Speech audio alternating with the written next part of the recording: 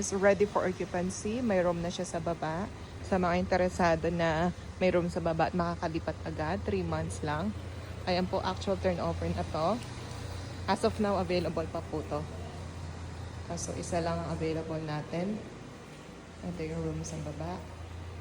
Pwede to ng queen size. And may sliding door. May sarili siyang toilet and bath. Ayan.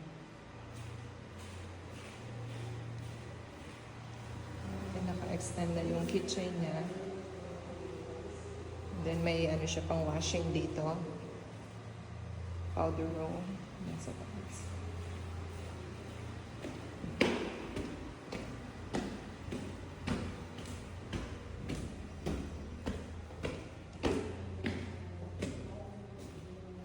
Yung pang single bed.